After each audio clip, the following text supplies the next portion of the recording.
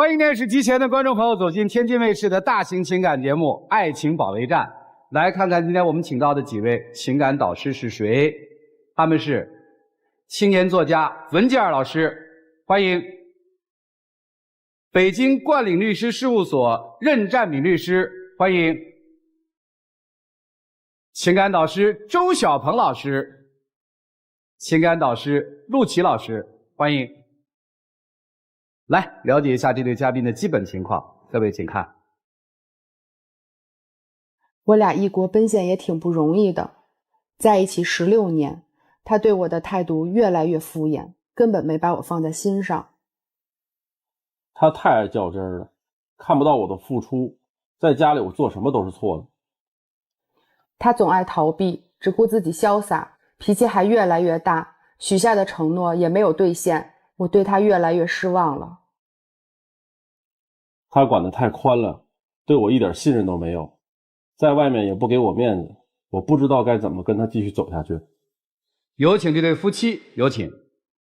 男嘉宾张先生36岁，来自辽宁个体；女嘉宾赵女士36岁，来自北京个体。有请两位，有请。主持人你好。主任好。好，确实是有夫妻相啊。是像都吃胖了吗？都吃胖了。对，生活太好。你们俩有16年是吧？对，认识的时候是在网上认识的。对，打游戏。就那会儿我们俩一块打游戏，对，然后就认识了。你当时在新西兰读书？对，我那会儿因为我从小就去的新西兰，然后一直在那边生活。我跟他在一起就是冲他这个人，我就是为了跟他在一起我才回来的，我放弃了那边生活我才回来的。打了多长时间的游戏就奔现了？就是当时我们俩打了有3个月吧，然后我觉得这个人还挺温柔的，又是个暖男。因为我本身从小就缺少父爱，然后这个时候有一个男孩对我特别好，我就想跟他在一起。然后当时聊3个月，然后我就看了他一张照片，我就怎么都想回国。然后那时候他就说了一句话，说你回来吧。我就因为这么一句话，我就飞回来了，大老远的1万多公里，我就飞回来去找他去了。然后他当时还没给我留联系方式，然后我就挺着急的，我直接就去他的城市去找他了。然后那个时候用 QQ 去给他留言。然后这个时候他才回我的，然后那个时候才见的面。这一见面好像就谈了很久的恋爱，7年是吧？对，就一见面，然后之后就不能自拔了，然后就一下爱上他了。我们俩就在一块儿，一待就待到现在了。你什么时候领的证啊？我们俩15年领的证，15年领的证，那时候在一起7年之后领的证。对，那还是有非常深的了解，对吧？也不是冲动结婚，对不对？就是纯是为感情。现在应该是2娃了，是吧？是我们生了2个孩子，然后多好啊！好什么呀，主持人！生完孩子之后，他整个人就变了，根本就不是暖男他就是完全对我们生活，包括孩子一点都不上心，然后又自私，然后他又大男子主义。这帽子扣得太大了啊！这不是帽子扣的大，就他本身就是这样的人。因为当时我们结婚之前，他完全没有表露出这些现象。那2个人在一起谈恋爱嘛，对吧？刚开始的时候肯定是热火朝天的呀。是啊，也就是说他伪装了7年是吗？差不多吧。好，那伪装的也够可以的了。从结婚以后他就觉得我不好了。那是我结了婚之后我觉得你不好吗？那说完孩子生完之后就几个月他大转变了，就家务也是我自己干，孩子也是我自己带，就等于他完全不管不顾了。我怎么不顾了？你刚开始生孩子的时候是这没问题，你身体虚弱对吧？你那个时候需要人照顾，我在家里全心全意的照顾他，这很正常。但是我觉得他后来坐完月子了，孩子也稍微大一点了，他也能够正常去照顾孩子。这个时候那你就是因为我怀了孩子，然后你假装对我好吗？假装对你好也是对你好，对吧？对你好就行了。又要呀，对不对？我又要赚钱，然后我还要去顾家。那我也跟你一起工作了呀，我也帮你，我也扶持你了呀。那我不是闲着没事在家干的呀。那后续的事不是我负责公司的事儿就是更多一些嘛，对吧？那我也希望你管家里事更多一些。那我要带孩子，然后我一边我要扶持你，那我多累呀。那后来我不是叫我妈过来了吗？是你妈是来了，那我总不能什么事情都跟你妈说，让你妈去做吧。那她毕竟是婆婆老年人，那我总不能我看她带孩子腰累，我不搭把手吗？而且所有的事情都是由我来做，你妈只是过来帮忙而已。听懂了啊，这个身份转变了啊，压力大了。这是老大是吧？对，老大。老大今年多大？老大2岁多，快3岁了。然后老二是1岁。就是连得很近，我当时生的时候就是身体不好嘛，有糖尿病，然后我怀孕也挺辛苦的，我就连着生了2个娃。不，这连着生得了娃是你的决定还是你们共同的决定？当时怀老大的时候是意外，然后来就来了，我们俩共同决定留这个老大。然后老二的时候还是意外，然后那个时候他就不同意我生老二，然后我就想着给老大生个伴儿，然后就这么我强留老二再留下来的。那老二的这个孕期他对你好吗？还是假装对你好？我觉得是假装的，就又对你好了。对，他又给我做饭了。不是，我那个时候不是假装的，因为那个时候确实是工作开始忙了啊，那孩子都大了，都得喝奶粉，以后还得考虑上学的这些问题，对吧？需要钱的地方特别多。行，我不觉得我有什么问题啊。啊，对对，就是一怀孕就假装对你好，对，是吧？对，然后没孩子的时候也假装了很多年，是吧？是的，就假装了10几年对你好。对，感觉我上当受骗了。因为我当时我觉得他对我一直都挺好的，怎么就突然大转变了？行，我就觉得他不爱我了。好好好，那你现在爱他吗？我爱呀，我觉得我现在挣钱就是爱这个家呀，爱着他，所以我才这么拼命，这么努力赚钱。好，这个双方分歧比较大啊。现在俩娃谁帮你带？现在老大主要是跟我，因为他从小那会儿都是我一手带大的啊。然后他也是帮忙过，也搭把手过，但是最多就是还是我那个带着老大，然后老大也黏我。老二现在主要是奶奶带着。那他现在下班回家之后都做些什么呢？那不是下班，主持人，我们俩是开网店的，哪儿下班天天在家就是工作，根本就不用出去。哦，那更辛苦啊。他就是每天早上醒来第一件事儿，然后就去厕所，然后去厕所的时间2到3个小时，我都不知道他干嘛，有时候更长。他跟我说，他在厕所的时间就是这一天当中最幸福的时间。我心想，你这都你这样你幸福，我是不是需要一个安静的环境？你安静，你可以去书房啊。一会儿让我换尿布，一会儿让我喂奶粉的，就是每天早上2、3个小时上厕所的时间让你不满意是吧？对，他就是总是。就上完厕所之后，我就觉得他在逃避我。因为上完厕所之后呢？上完厕所之后，然后他就各种理由，然后说我去书房了，我继续工作去了。然后他也对我们之间的这个生活，包括孩子，他也不管。然后老大这会儿2岁多，又特别闹。老大是儿子还是闺女？老大是儿子，然后老二是闺女。哦，对。陪老大玩吗？也陪，但是很少。我也陪了呀。我陪的少，是不是也陪了？我那他有的时候哭，你就动不动你就跟他嚷，你那叫陪吗？2岁多的娃他听得懂什么呀？他主要是要父爱，但你老是跟他嚷，老是不让他哭，那可能吗？你觉得？又开始，又要开始说过年的事。不是我应该开始，就是主持人，你知道，我每次一叨叨，他就躲到厕所里。你刚才说又要说过年的事儿，过年什么事儿？对，因为过年的时候，我带着一家人回姥姥家去拜年嘛，然后当时是2个哥哥都带着自己家里的孩子都在，他的孩子比我家孩子就是大几个月，这个时候就2个孩子因为这个抢玩具的事儿，我儿子就一直在哭，一直在闹。当时我出于父亲，我觉得男孩他应该阳刚一点，我不希望说他这2岁多，他懂什么呀？你跟他说，让他讲，让他懂道理。那也不能像你那样总是惯着他吧？那我生他本身就难产，然后他还断了一根锁骨，那我心疼他，我有错吗？我作为母亲。我只是跟他讲道理啊，我也没有动手去打他，对不对？对，但我跟你一直强调，我说你好好跟孩子说，你别跟他嚷，对吗？那你听吗？那你最后你把我逼成什么样了？对，他当我全家人面打了我一巴掌。打哪儿了？打脸了。我当时跟他道歉了，主持人，我跟他说了，我说对不起，我扇他，我打他，我不对，但是我主要是因为身为母亲，我心疼孩子，我不想说。你让我在全家人面前都没有脸了。那我道歉了，你还想让我怎么样？然后之后我带着奶奶回家了嘛，回家之后，然后他就一声不响的就直接摔门就走了，把我跟奶奶还有孩子就扔家了，然后直接走，我也不知道他去干嘛去了。结果他第2天才回来。我是不想跟他吵架。他就是这样。不是，后来这个事儿怎么解决了？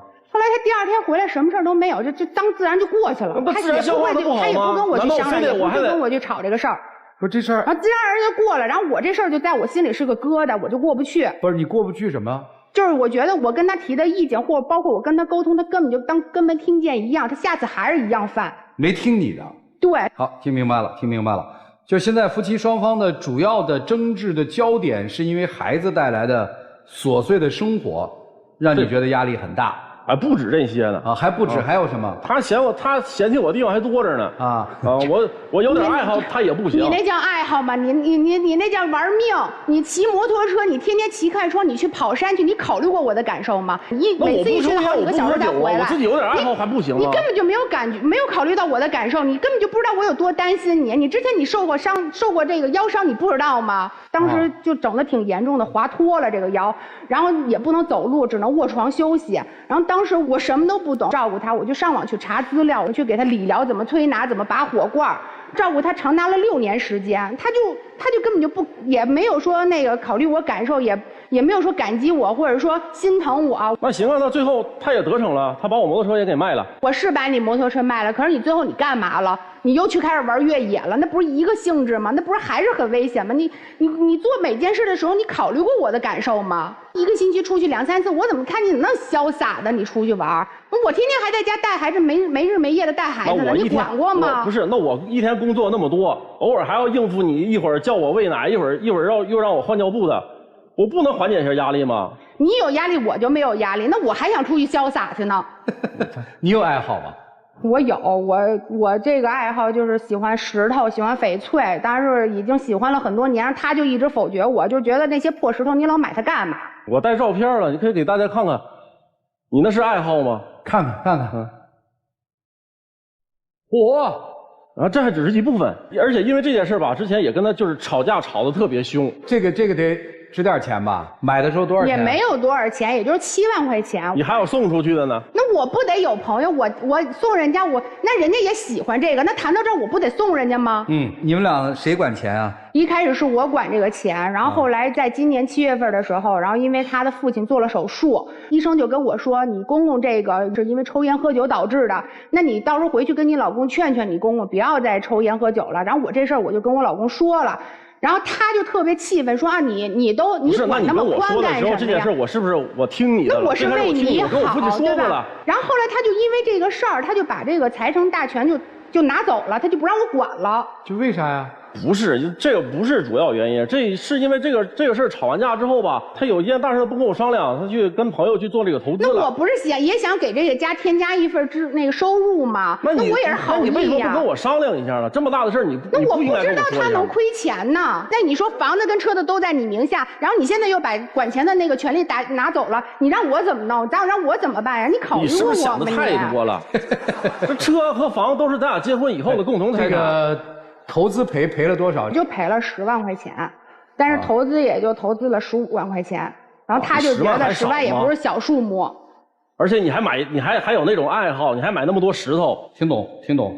哎，这10几年你们一直合伙做买卖是吗？对，就我们俩一直都是干什么事都一块儿啊，包括开网店，包括以前我们还干过装修，然后都是配合度都挺好的啊。所以你们俩是非常默契的合伙人是吧？是的。感情上面没孩子之前你也觉得他不错是吧？对，因为他那会儿对我一直挺好的。也就是说你们俩的这个所有的冲突就来自这么3、4年，是吧？从老大从生完孩子，对吧？2个孩子之后，然后就开始就变了。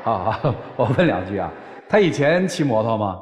他以前也骑，他最喜欢极限运动。然后他最严重的时候就是那一年我带他去回新西兰，然后他就跟我说他想蹦极，然后我说那你这蹦极多危险呀？他说不行，我就一定要蹦极。然后从192米的那个高度就是这么跳下来，结果他跳下来之后他还觉得不刺激，他还要跳第2遍。然后我就觉得那个是绑着安全绳的，那不是啊。那我也担心呢那毕竟那么高的地儿。摩托车你坐过吗？他的车？我坐过，我当时坐过。他真的，他骑得太快了，我特别害怕。然后我也担心他因为这个摩托会摔，会再受伤。他现在那个越野是什么？是4个轮的还是徒步越野？他现在是开车越野，然后去翻山越岭，去爬山去。然后我也担心这车会被翻呀，然后他会再受伤，然后再腰再受伤，我再照顾他6年。就总而言之，2个人还曾经患过难，对吧？是。但是他不珍惜，他就觉得我为了他付出这些东西根本就不算什么。那个今天来这儿的目的是啥？我来这儿我就是想让他改一改，就是能让他多为我考虑考虑，然后想想孩子，别那么凶孩子。我说什么他能听着点儿。压力大吧？压力大呀，就是本来就是工作压力就已经够大了，然后每天还要去应付他一天跟我说要聊这个要聊那。你这话说的，你说的是人话吗？家里面所有这些开销都来自这个网店是吗？差不多吧。一个月要开销多少？你们家？一个月开销现在大概2、3万吧。所以压力其实挺大的。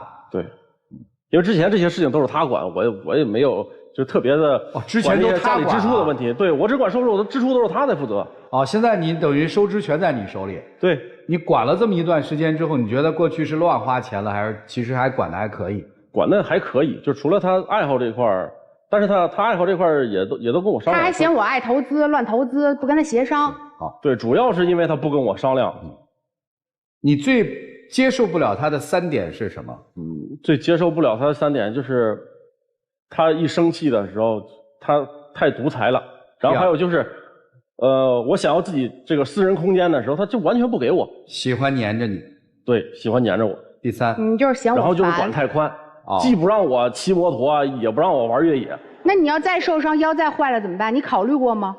那开着不是我骑摩托2个轮，你觉得危险？那我开越野都4个轮，你那不危险吗？你直接爬山去了。你说3点，你最不能忍受他的。我最忍受不了他就是他老动不动就蹲厕所，一蹲就2、3个小时，甚至更长的时间。然后还有就是他自私，就老爱贪玩儿。然后还有就是他根本就不顾我现在的这种感受，而且也不心疼我累不累。就这样的男人你还要吗？当然要啊，主持人。都这样了还要他干嘛？那毕竟感情都16年了，我怎么可能因为这件事儿我去跟他离婚呢？婚是不能离的。我就是想让他改。人是要改造的。对，是。哎，你跟我说你在那个洗手间里2、3个小时在干嘛？工作需要呀，就是你是在那办公是吗？我需要一个安静的环境。那你不能去书房工作吗？你非要蹲厕所吗？我去书房工作的时候，你不让我关门啊！而且孩子又闹我，然后你又喊我，你喊我就出去。他就老纠结这个事，我叫他的事，他就老嫌我烦。就是我偌大的一个家，我打电话的时候你叫我，那你说我是出去我是不出去？我不出去的话，你又跟我发脾气。你在厕所里他是不打扰你的是吧？我就当没听见，门一反锁，然后我就在里边，我该干什么干什么。你们家多大呀？120多平。就那他都听不到我说话，我都得扯着嗓子喊他，就跟没听见一样。那你觉得他是没听见而不愿搭理你？他就是装的。所以现在谁想改变这个局面？夫妻俩都想改变吧？对，我觉得他太事儿了，因为这个事情吧，其实我烦的主要原因是因为我想提高这个工作效率。你怎么那么多理由呢？一天？哎，有没有想过出去租一个房子？就是我正常出去办公去就得了，我不在家里办公。我也是怕他在自己家，他自己一个人在家里忙不过来。你又担心我一个人在家怎么？那你出去玩的时候，你潇洒的时候，你怎么不说呢？跑这儿来当好人来了。咱别纠结这个问题了，行吗？现在每周出去约几回啊？最多的时候也就2次吧。最多2次。1次1天吗？我想出去玩1天，但是有的时候他就提前打电话让我回来了。我打电话你接吗？你这不搞笑吗？你那你打那么多电话，我一看那么多未接电话的时候，我不接也不行了呀。那这多少小时你都快回来了，你才给我回电话。行，怪我没问好。就夫妻俩都想改变。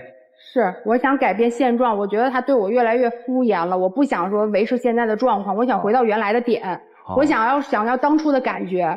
好，听明白了。你是想回到啥时候？我就是想专心工作，专心赚钱。女生是有一个穿越的要求，叫回到过去依然相爱。男生有一个现实的目标，哪怕我在厕所里办公，只要你不吵吵，我也能接受。我不在乎办公场地，对吧？对，就是我只在乎安静，对吧？行，听明白了，老师们，你们看看怎么办吧。让我们一起进入丘比特问卷。赵女士，你当初就是选择了只要爱情。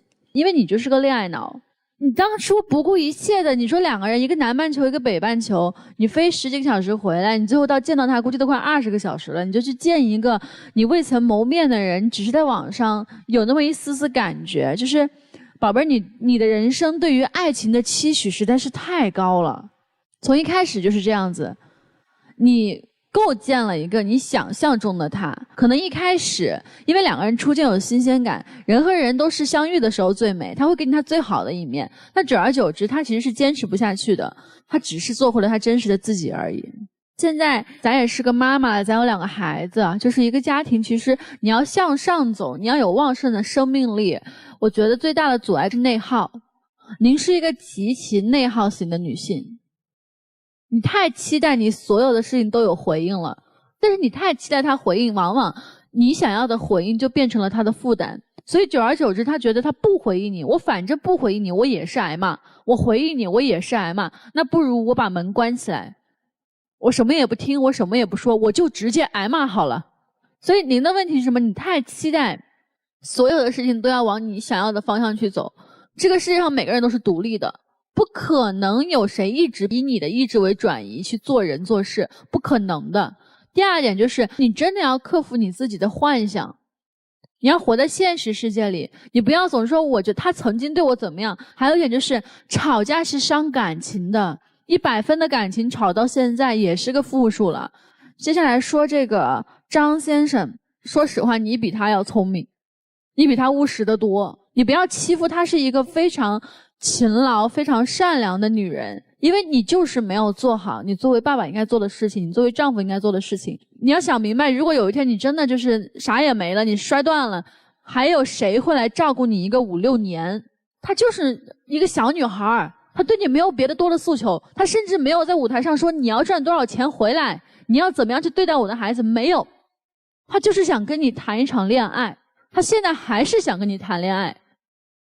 这么一点东西都拿不出来吗？就是我们做个男人好不好？36岁了，承担起你的家庭责任。我想问一个问题啊，你们今天在现场的交流方式，是不是就是你们平常在家里面的交流方式？对，经常在家里这样吵架。但是他有时候他就一直在逃避，根本就吵不起来，他就等于我说什么他都不听，跟听不见一样，他就避免这个。那我不逃避，难道还继续跟你吵架吗？对，他就这样。女嘉宾赵女士是这样的啊。我的第一个建议是学会倾听。你有没有发现，你们在整个交流过程中，其实你抢话的次数远远大于男嘉宾。学会倾听的前提是互相尊重。你要想让对方尊重你，那你一定要倾听，你不能他说话的时候你老打断，或者他说话的时候你老打断。这是我第一个建议。第二个建议，你们的工作和生活一定要分开。虽然是一个网店，但是你不能混为一谈。我觉得你哪怕在你们小区的附近不远的地方，哪怕成本可控的范围内开一个店，一定要分开。因为什么？这样对孩子的成长学习也好，对吧？你发现没有？你们现在很多的这个矛盾或者纠纷，包括争吵，其实和你们目前的这个网店的状况是分不开的，就是因为混为一谈。第三点是，赵女士，你这样处理这些矛盾的方式还是有点太激进了。我觉得你们的转折点是一个耳光，如果没有那个耳光的话，可能今天的情况要好得多。你发现没有？你那个耳光打在哪？先说场合，是公众场合，你认为是家庭，但你不要忘了，家庭也是公众场合的之一啊。这个场合有长辈，有平辈，尤其是有晚辈，你不能当着一个孩子的面打你老公啊。而且你这个对孩子很不好的示范效应，打在脸上，痛在心里。对，没错，对吧？男方就是他嘴上说原谅你，但是我想在潜意识里面，很长的一段时间是原谅不了的，甚至这个阴影他一直走不出来。男人是要脸面的呀，对吧？而且你打的是一个挚爱的人，我特别支持男嘉宾，也理解他。那么有一句话是这么说的，说摩托车承载的是一个人的灵魂，汽车承载的是一个人的肉体。对，是你把他的灵魂都卖了。对，我是担心他的安危吗？我怕他再受伤啊。当然，安危可以提高摩托的技术呀，或者控制他的驾驶的次数呀，或者说不让他去山上，你比如说在平地上也可以啊。他根本不听啊，他还是不顾我的感受。不听你得沟通，你不能把他卖了。那不影响他去玩啊。我问你一下，还去越野了。男方如果把你那个玉卖了，你能接受吗？他也没地儿卖去。所以你看，不懂这些东西嘛。所以我觉得你还得就是这个爱好，就是一个人，我们每个人都要有点爱好的。这样的话，其实对你们这个生活中也是一个短暂的隔离，其实挺好的。那么还有一点是，男士啊，以后还是主外，因为他喜欢干工作，你发现没有？专心搞钱，你呢是安心照家就可以了。我想你把这处理好之后，他就不会嫌弃你。他不但不嫌弃你，他会更爱你。你老是假设一些很多悲观的东西的话，这对你们目前的状况只有坏处，没有任何好处。还有一点，夫妻之间对财产的有平等的处理权。那么这里面管道支配中间一定是充分的沟通和协商。那我就是担心嘛，那现在房子跟车子都在他名下了，那他又把财政大权拿走了，那我肯定是担心，那万一说钱都在他名下管着，他要出去干嘛了我都不知道。我今天告诉你，你担心是多余的，即使在他名下也是你们俩一起的。而且他管着钱他还累了，操多大心呀。你反而省心了，你担心啥呀？我觉得女嘉宾一上来说这个男的装了10几年，其实我宁愿他装一辈子，装一次是装，装一次是骗，装一辈子就是真爱。只要他对你好，我觉得就足够了。谢谢任律师啊。房本写他的名字。行啊，无所谓，都是婚后财产。你等会儿啊，千万记好了，这是有录像的，他可以拿着这个证据来证明，正好有律师在场可以作证，没毛病，对吧？没毛病，我能装，我怕什么呀？这是你说的啊。第二个事情，钱不是你现在在管吗？对。每个月能公开透明的把你们家的收入开支都给你媳妇儿看吗？公开看没问题，但是财政大权想交出去那。财政大权你拿着，但是每个月就跟财务一样，得给老板汇报一下。不是我是老板吗？你。啊，行，没问题，无所谓谁是老板，你俩都是老板啊，没问题是吧？没问题，可以吧？可以。好，那接下来我说你们俩问题了。既然事儿都解决了，你俩所有的问题就2个字儿：意外。你俩没有一个人认认真真在经营这段婚姻，意外的恋爱，意外的确定关系，意外的生孩子，再意外的生老二。你们没有一件事情是真正的、按时的、踏踏实实商量过且计划在内的。所以你俩的生活，我觉得总结起来特别感性，但又是特别冲动的人。且加上特别不会解决问题的人，所以我觉得对于男生来讲，对于女生来讲，你们的孩子看到的就是一个随时随地逃避的爸爸，还逃跑的爸爸，和一个抓狂的妈妈。孩子看不到你们2个身上有任何解决问题的能力和希望。所以我现在说一句话，可能武断了一点，你们现在的吵架只是开始。为什么？因为你们没有一个人在解决问题。你们没有一个人在勇于承担这个家庭的责任。如果男生你说我是大老爷们儿，我就要把这个责任承担起来，那好，别跑。你媳妇儿在那儿唠的时候、说的时候、抓狂的时候，听着。为什么？因为她现在刚生完2个孩子，她现在还属于内分泌紊乱期。你有心疼过她内分泌紊乱导致她脾气暴躁吗？你没有？有啊，我忍了她6个月呀。忍什么忍啊？这叫解决，忍不是解决。忍也是一种逃避的方式，跑出去玩也是一种逃避方式。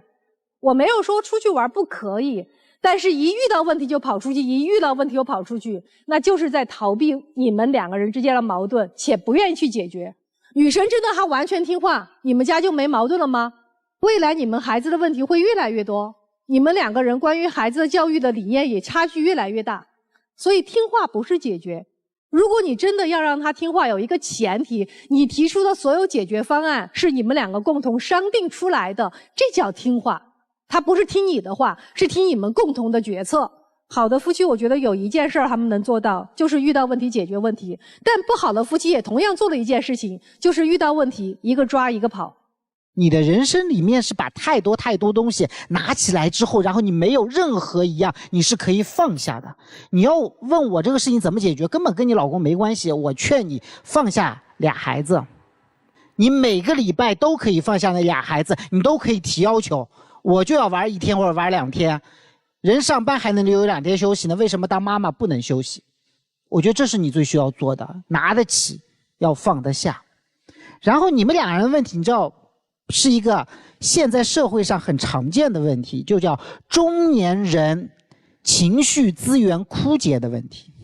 前2天我在公司里面，我们玩坦白局，我们一堆同事来说我缺点，说我这2年变了，说你本来是一个情商很高的人，能给人情绪价值，怎么这2年就不能给人情绪价值了？啊，为什么你说的话都是怼人？后来我真的回想，怎么思考这个问题，我发现是真的。我再也没有办法，就别人跟我说一句什么话，我首先第一反应就是这个不行，我受不了，或者说你怎么又要让我干这个，是不是这样？对，是这样，是吧？对，你知道为什么？因为是这样，就是你们2个人的家庭分工很明确的，你主要干的是什么？体力劳动，就是带孩子呀、做家务等等。你主要干的一个是收入劳动，第2个叫情绪劳动。什么是情绪劳动？就是他说的。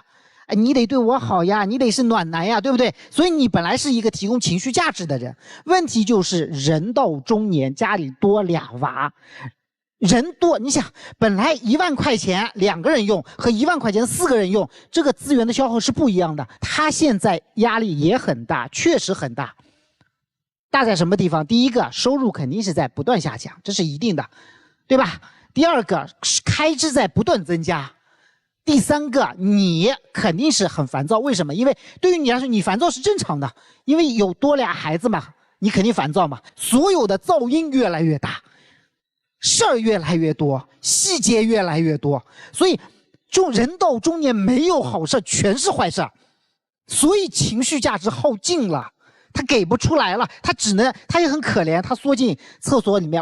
有一点，我觉得你今天在台上表现得非常的不好。我相信你其实内心本质上是一个暖男，但是你在情绪价值耗尽的时候，你有太多的负面情绪想要宣泄，负面情绪特别多，发泄出来。但是你有一点真的很不好，就是你真的看不上他，流露出了很多看不起他的点，尤其是你在提到我挣钱，我是老板这个时候，他是一个跟你白手起家的人，而且你老婆真的不算大手大脚乱花的人，他就一个墨翠和一个玉还可以。那我其实你还有过摩托车，你还有过越野车，他那套镯子里面可没什么正儿八经的东西呢。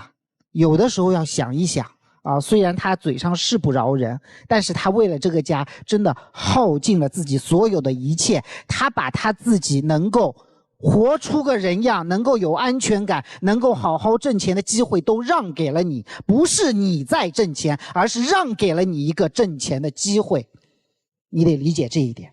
最后给你们提一个建议，一个就是放下，每周给自己放1天到2天的假。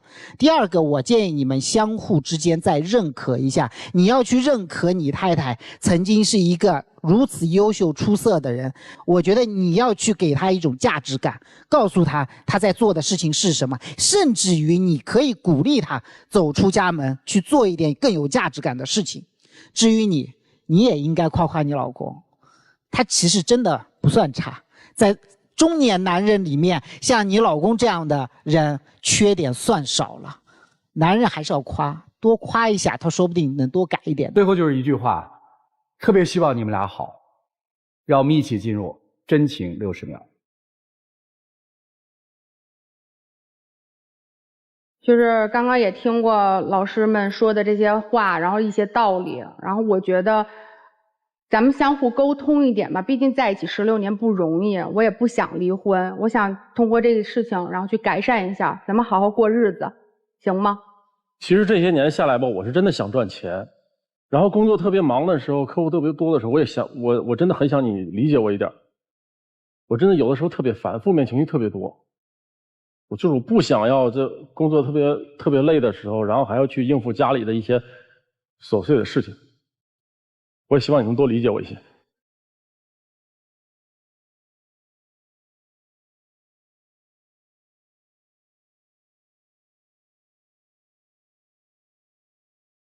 谢谢2位，请回。请回。电视机前的观众朋友，欢迎登录优酷视频、腾讯视频收看节目的完整内容。来，为老师预测一下，你觉得他会出来吗？还是依然逃避？我觉得他会出来。我觉得男士应该会出来，必须出来。来看他们自己的选择是怎样的，请开门。精彩节目稍后继续。精彩节目马上开始，请开门。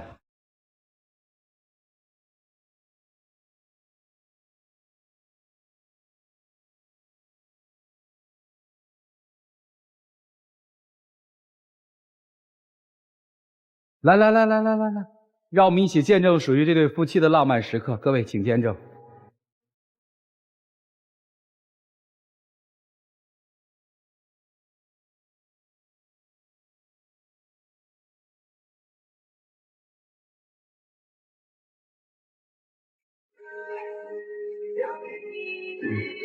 对不起，天亮呢？对不起，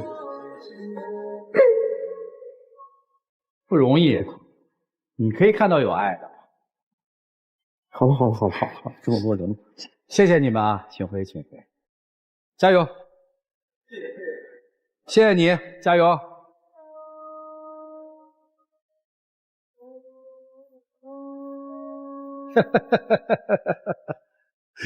哎呀！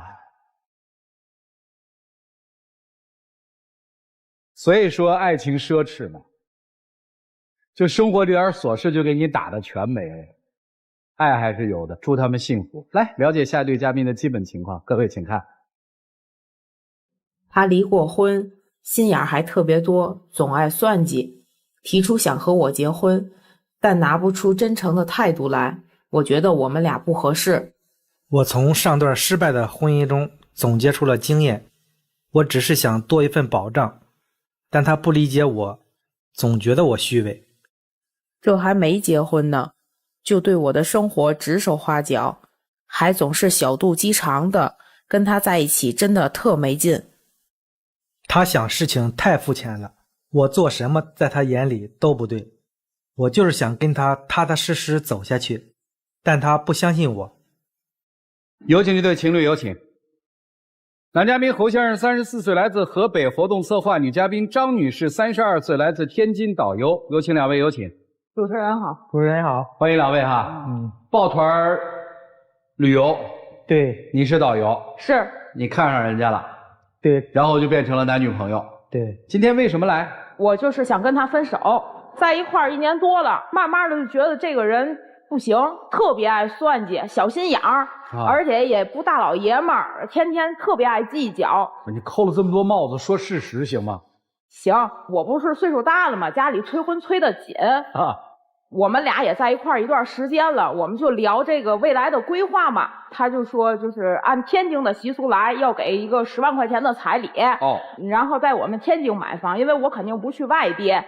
买房的话呢，他说就是付个首付，然后剩下的就是贷款嘛，我们2个人一起还。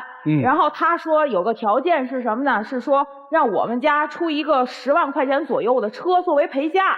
其实主持人到目前为止啊，都还挺正常的。您猜他后面给我来一句什么？他跟我说，这彩礼我可不能一气儿给你，婚前他给我一部分，婚后过了1年以后再给我一部分。我当时我就火了，您知道吗？我听过分期付款买房子的，我还没听说过彩礼还得分期付款的。不像他说的这样，因为我经历过一段婚姻。然后您离异过？对，我离异过。我跟上一段结婚不到1年就离了。你也知道，这个结婚它确实是一件人生的大事，无论从人力是吧、物力、财力各方面。我老家是沧州的，因为从结婚到离婚，你要表达什么？我整整被前妻损失了将近20万。我也是一个普通的家庭，所以我当时就跟他商量。这个因为你就说我手头没那么富裕。对，主持人您知道吗？那我肯定不知道。就这个事儿，没过2天，他又过来找我了。他跟我说什么呢？这10万块钱可以一次性给我。我以为他想通了，我说这还是点意思。结果人大哥从口袋里掏出来一纸条，告我婚前协议啊。我当时我都想把这纸条扔他脸上。后来我就想，我到底看看你能提出来多奇葩的要求。再一看，好家伙的！这10万块钱是给我了。如果说我们俩1年之内离婚的情况下，我还得把这钱给他。然后这房子不是他付的首付嘛，这房子挂他名儿，但是这钱就是这贷款是我们俩一块儿还的。然后他呢说把我付的那块儿还给我。最奇葩就是我们家不出一10万块钱的车作为陪嫁嘛，这车他得给我卖了，折旧了之后这钱还得半匹。你说他这不是掉钱眼里了吗？天天算计来算计去，拿我找补了是吗？确实，人经历过一段失败的婚姻，肯定各方面相对来说就要谨慎一些。所以我是问了一下身边的朋友，想出来这么一个办法，我是跟他商量。这个事儿我们已经听明白了，往下说还有啥事儿？过年的时候啊，大年30那天，我在外头带团了。他呢，中午12点给我转了200块钱红包，我本来啊心里啊真的还挺开心的，我就问他，我说你转这200块钱什么意思？我当时还笑呵呵的，我说什么意思啊？他当时跟我说，嗨，这不是过年过节了吗？慰劳一下我。我说这就200块钱。然后当时他听完了之后，我当时不就是说了一下吗？想跟他撒个娇。他听完了之后，他那个音儿都变了，他说。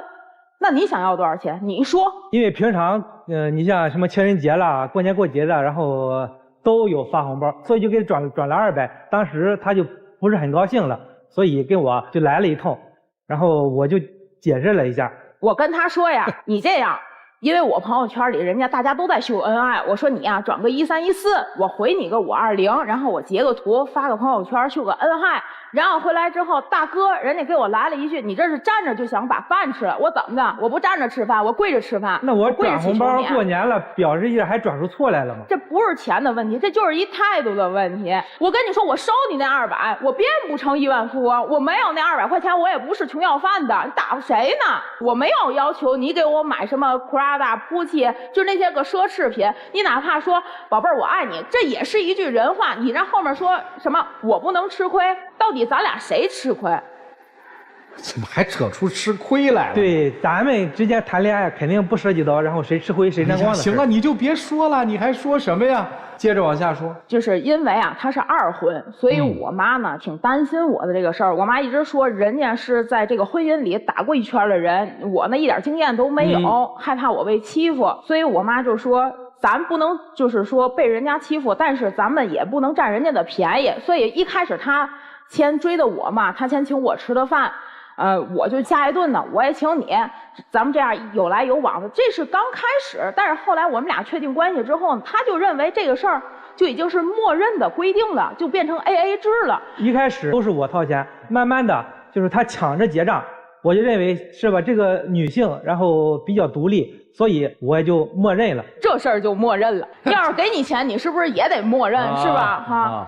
我就是为了让他在我妈面前刷刷存在感，我自己掏腰包买了一个小电瓶车，正好赶上端午节，我说你拿着这车钥匙把这车给我妈送过去，顺便呢你买点营养品，买点奶粉，买点粽子。结果他可倒好，拿着一袋糯米，拿了一个大枣，然后骑着小车就去了，把原材料给我妈送过去了。哎，我这个好心不仅没让他接收，回来还急死白脸的呲我说我妈没给他好脸儿。主持人，你想现在现成的枣，现成的这个粽子，谁都可以买。我是专程从老家买的金丝小枣，然后买的这个纯绿色无公害的这个糯米什么的。然后我心想表孝心，然后去丈母娘的，让她吃一个健康的、有营养的，是不是？你帮着包了吗？你告诉我。我是真不会，但凡我会包的话，我肯定是煮熟了就给送过去。能吃不能包。我一进门啊，他妈就愣了一下，你怎么过来了呢？我说这不端午节了吗？我过来给您就看看您。我进门了以后，我坐下了，他妈就是没有好气儿的，就是冷鼻子冷眼的。那是你第一次上门吗？对。那你为什么没陪着呢？我当时在外头工作了嘛，我就说让他自己去，然后有一个惊喜，让我妈知道一下。你看这人年节我不在，他还想着替我去看看二老去，这不也挺好的吗？对，彼此惊吓一下。等于去了以后，阿姨把你审了一顿。对，审了一顿没得好眼的，而且也没留我吃个饭。我不是奢求，是吧？我去了以后，你多隆重的去招待我。我生气在他当时连他父母就都没告诉你，但凡留下吃个家常便饭，我心里回来以后我也不可能跟他有脾气。我在他的心目中就是没有那么重要，还没有那么重要。我自己花着钱让你给我妈送过去，还没有那么重要。我也没让你掏钱。我跟您说，主持人他就是没看见回头钱。哎，这话说的，哎，当时这个阿姨收那电瓶车没有啊？收下了。你说是这闺女买的还是我买的呀？因为我这个都没来得及表达，就阿姨没说把电瓶车拿走，还真没说，没说把枣和糯米拿走。毕竟，然后我伸手不打笑脸人嘛，我上门送礼了。如果是强行的，然后退回去了，那我俩往后也走不到现在了。哦，懂了。还有别的吗？我这个工作呀，他不是导游嘛。他呀看我这个工作是鼻子不是鼻子，眼睛不是眼睛的，他总想让我把这个工作辞了。你说咱俩从这个认识到现在也1年多的时间了，咱俩掰手指头算算，咱俩吃过几顿饭，咱俩看过几场电影。但是你见我的那一天就知道我是干这个工作的，你不能说因为咱俩搞对象了，我就得把这个工作辞了呀。因为毕竟以后咱们要涉及到照顾老人，对吧？如果有了孩子以后还得照顾孩子。不是，那我就不明白了，为什么得是我生孩子，我还得养孩子，我还得照顾孩子？那我5险1金谁给我交？我工资谁给我报？都是你吗？靠你来养吗？你现在就掉钱眼里头了，那我以后怎么拿钱养孩子、照顾老人？您知道吗？他为了缴还我的工作，他有一段时间回老家河北了。我呢正好带团路过他老家，他就跟我说咱俩好长时间没见了，我正好也报你个团，咱俩说白了2个人腻乎腻乎呗。我说行，我就跟公司报备了，正好车上有座。第2天我去接他的时候，大哥自己开了一个小面包车，一打开里头全都是大枣，他就要把这个枣往车上拿，我给拦下来了，因为我们的团是不允许出现这种。因为当时啊，这个就是他的车上都是些老人们。我想了，既然走到我们这个沧州了，我拿点这个我们沧州的特产，就是黄花松枣。那时候松枣就正好。你是送给大家吃是吗？对，我是想送给大家品尝品尝。如果确实有尝得好的，私下留个联系方式，是吧？然后我给，因为现在物流太方便了，我给。你是去卖枣是吧？如果能促成这个生意，那确实不是一举两得的事儿吗？是不是？您看见了吗？他这小算盘打的，我这个东西在我们公司是属于违纪的一个行为。我要是知道这个让他对他不好，那我干嘛干这手里不讨好的事了？是不是？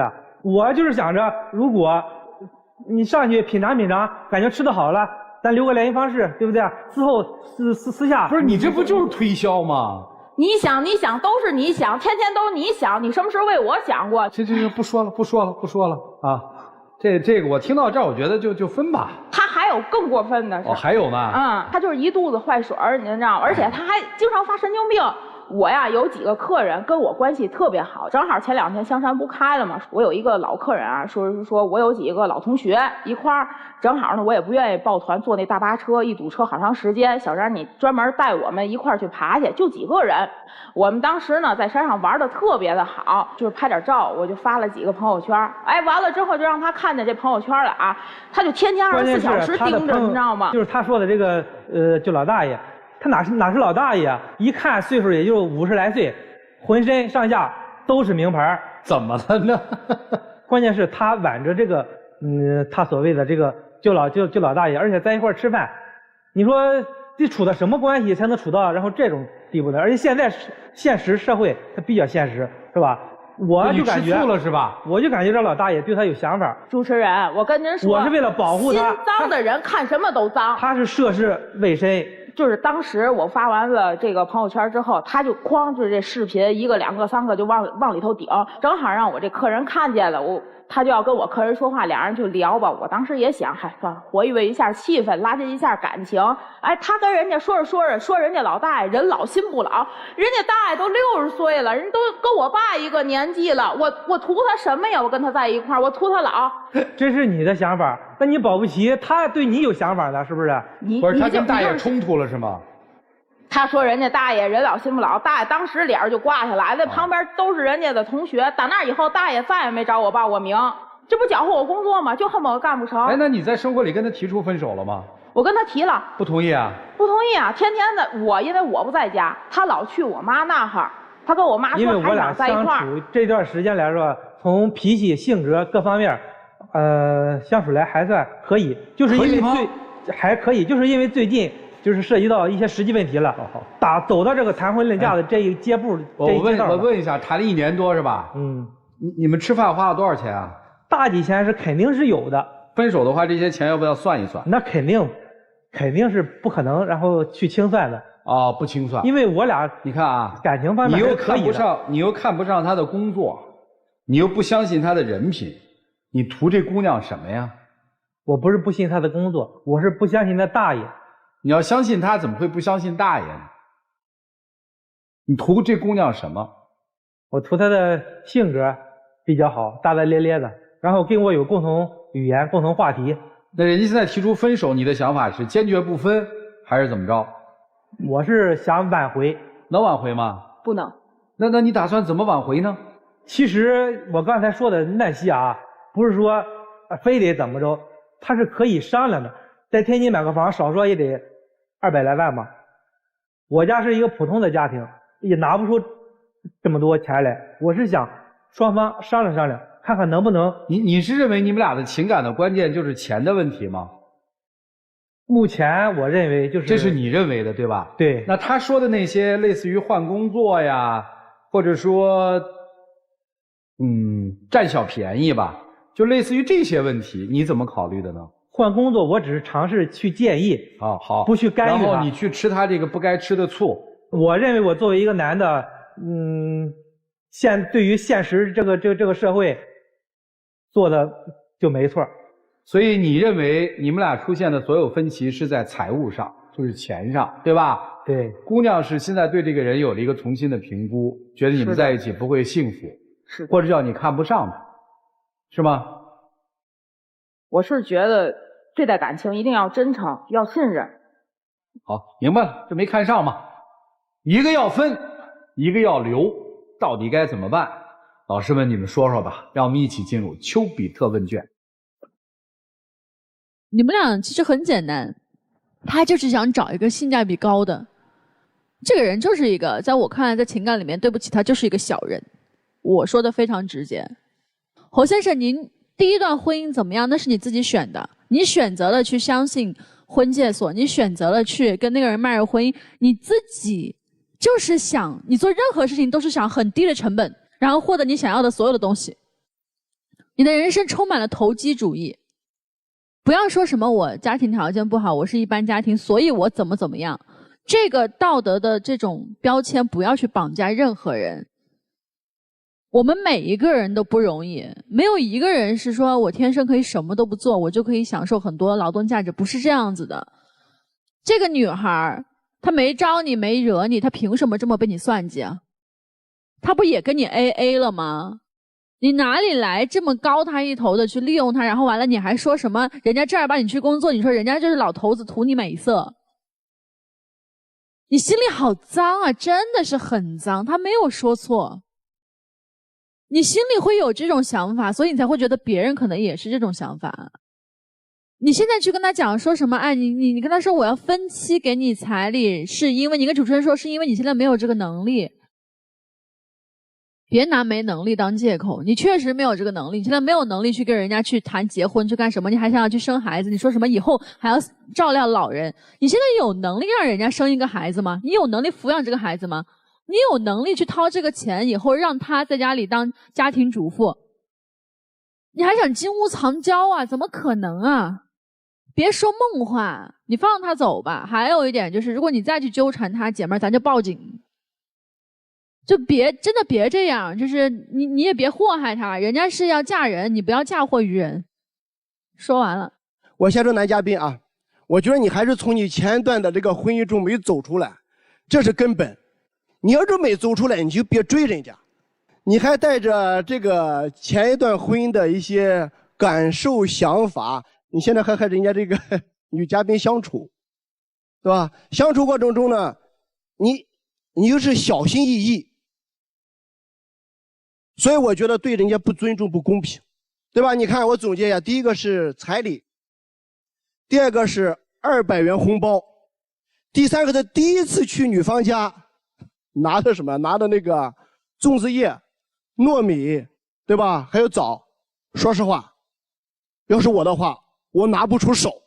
彩礼分期是可以的，但是没有说我婚前支付一部分，我结婚1年之后再支付一部分。不敞亮，但实际上关键是你不自信，这是根本。他是导游，他接触那个人很多，这是他的工作性质所决定的。他接触30岁男人、40岁男人、50岁、60岁、70岁半的都很正常。你看你在钱方面，这个钱虽然不能衡量感情，但是它可以过滤不真诚。对吧？你的不自信给人的感觉就是不真诚。钱重要吗？钱很重要。一个男人给一个女人花钱，不一定是真爱，但是你不花钱一定是不爱。大度一点，你既然爱他，你就要首先要付出，你不能老是给人的感觉是那个怀疑，对吧？多疑。我要是女方的话，我也受不了。那么女嘉宾呢？我想问一下。你给男嘉宾发过红包吗？没有。然后你去过他家里面吗？没有。他和别的美女在一起，你会吃醋吗？不会。所以呢，我对女嘉宾的建议是这样：第一呢，你很委屈。这个委屈呢，第一是自己很委屈，第二，我觉得家里人有的都很委屈。我怎么找了这么一个不是很大方的男朋友？但是，尤其是热恋中，我觉得还得互相吧。有520，有1314，那么这些红包特殊日期，那么从法律上来讲，什么叫赠与？赠与一旦给了对方之后是不能撤销的。所以女方我提个建议就是，你的如果还喜欢男嘉宾，我觉得你不妨主动一点，也别等着他给你发，你也可以给他发呀。这是第一个建议。第二个建议，我觉得时机成熟的时候，和男方也一起看看他家，了解了解他家到底怎么样，家里怎么样。我觉得你既然要结婚要相处，我觉得看他家庭还是很重要的。没发过红包，但是买过礼物，这不很好吗？最后一个建议，我建议你不要换工作，因为我发现你特别喜欢这个工作，而且我感觉你也做得很好，所以我就这3点建议。好，谢谢任律师啊。既然这段感情没有感情，我们就不如谈投资、谈算计吧。直白一点嘛，我觉得作为成年人都30多岁了，何必那么绕圈子呢？男生，你投资失败了，我觉得你现在无非就是不认嘛。我觉得钱的事儿对你来讲很重要，钱对所有人都很重要，但对你来讲重要性是不一样的。重要性在于有3点。第一点，关于彩礼，你其实希望找一个不收彩礼的人，他也别给彩礼，我也不要彩礼，大家最好裸婚。有没有这样的姑娘？有，也有这样的小伙子。第二个，在恋爱的时候，我们都知道恋爱有恋爱成本，吃饭、看电影、出去玩，怎么都有恋爱成本。你特别希望的是那个人恋爱成本能跟你共摊 ，AA 制最好。如果不行，最好4-6，也就是你出6，他出4，但是他不能不出。所以这是你对于恋爱成本的考虑。还有第3个核心的钱，就是其实你希望对方能跟你共同打拼，未来、现在共同打拼，别计较钱，别算计钱。所以这是你这一次你的算计没有成功，你的投资没有成功，你找错人了，眼光不好。你第一段恋爱、第一段婚姻就是眼光不好。你甭说什么相不相亲网站的、相不相亲单位的，总之你就是没找对人，因为你就是眼光差了点儿，因为你不知道自己要什么样的人。所以我觉得就一句话送给你吧，坦诚的面对自己的需求，这个人就够诚恳了。而且还有最重要的一点，我觉得说你抠吧，你一点都不抠，你还是懂点人情世故，但是你的人情世故做的这个面子吧，的确就没了。所以要不你干脆别懂人情世故，你要真懂人情世故，按照别人的要求来给予别人人情世故，因为人情世故不是做给你自己的，是做给别人的。如果对方说我的人情世故是家里必须要什么样子，你给不了给不起，那你就别做，换人。因为你的眼光投资是你对于婚姻的考量或者唯一考量。对于姑娘来讲也是一样的，你的眼光也挺拙的，你没有找对人，你根本就没有看好他，你不如早点承认，因为你没去过他们家，你也没给他父母送过任何礼物。我且不管他给你父母送了什么，但是你也没去过他们家，你也根本没想过要做这种事情，因为你压根儿就想看他对你的付出到底有多少，你才能承认你要不要这个男朋友未来再做你丈夫。其实你早就没看上他。所以我觉得两个人都没有谈感情，都不坦诚对待自己未来生活的人，何必还继续谈呢？分开可能对你们来讲是最好的选择。姑娘，我跟你讲啊，你和他之间没有太大的问题，没有别的问题，因为其实实际上也没有谁占了谁的便宜，那你们之间只不过是一个不匹配的问题。燕雀安知鸿鹄之志，你是鸿鹄，他是燕雀，你们俩一个飞得高，一个飞得低，各自飞不就完了吗？你跑来就是吐槽他的目的何在呢？其实就是这样，就是要分手，我们是不骂人的。既然要分手，我干嘛还要说他不好？你好我好大家好，是吧？就是我们就不在一块儿了。但是呢，为什么你今天来呢？其实问题还在于心里面还有一个纠结在。什么纠结在？我跟你讲，就你这样的人特别容易被他搞定。什么意思呢？他就不断的贬低你，不断的告诉你应该做什么做什么。哎，在不断的训练你、规范你以及贬低你的过程之中，一只鸿鹄可以变成燕雀，一只天鹅可以落到癞蛤蟆的嘴里。为什么？因为你有时候会想想，哎，难道他说的对？难道真的不够好吗？哎，我年纪好像真的大了，我32岁，明年33，后年34，再过1年35，他拖你3年，你就没这个心气了。所以姑娘，今天你站在这儿才是你最大的危机。其实很简单，不谈钱，不用谈，也不用说他什么这个那个不好，都不用说。但凡这个人在规训你，在贬低你，你就应该转身离开。年纪和你好不好没有任何关系。为什么？因为很简单，一个人喜欢你，他就不应该贬低你。你看，说完了，对不对？贬低你、规训你，就是他不喜欢你。你会嫁给一个不喜欢你的人吗？就因为你年纪大了。你就算80岁，你也不应该嫁给一个不喜欢你的人，很简单吧？所以原因点就在这个地方，不要在别人的贬低以及对自己的焦虑当中迷失，不合适，不用说对方坏话，转身就走。从此以后，两不相见也两不相欠。至于你啊，我就给你一个建议，人生是要有结算日的。什么意思？上一个人带给你的伤害不应该作用到下一个人那边去。燕雀有燕雀的风景，小小的树林里面有小小的美好。每天早上清晨出去觅食，每天晚上倦鸟归巢，他日子过得照样是很好。去找到你的属于你的家，好不好？就这样啊。接下来我们一起进入真情60秒。经过这4位导师的意见，感觉让我醍醐灌顶。我以前没有认识到自己身上的一些错误，确实是我格局小了。既然来到了这个舞台上，我回去以后肯定这一条条的慢慢的去改。我希望你能再给我一次机会，因为咱俩毕竟有感情基础。我觉得我做事欠考虑，做女朋友也不够体贴，但是我也祝你幸福。别出来了，体面一点儿。谢谢两位，请回。电视机前的观众朋友，我们节目的唯一官方报名热线是0223606301，情感困惑的观众可以来电报名，不收取任何的费用，小心被骗。好了，接下来我们还预测吗？男出女不出，我觉得男方应该会出来，双不出，万一双出呢？来，我们来看看他们自己的选择是怎样的，请开门。精彩节目稍后继续，精彩节目马上开始。请开门。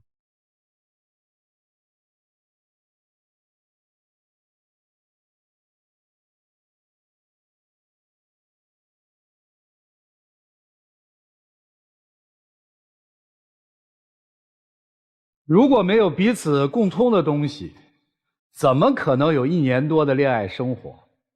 还是有相像的，因为了解而分开，因为了解而在一起。其实都是情感很自然的事儿，希望每一对恋爱当中的人都能够体面的面对自己的内心，真实的去找那个你想要的人。精彩节目稍后继续，精彩节目马上开始。电视机前的观众朋友，再次感谢大家的收看和陪伴，同时也感谢我们4位老师给我们做的精彩的点评。我们下期节目再见，谢谢大家。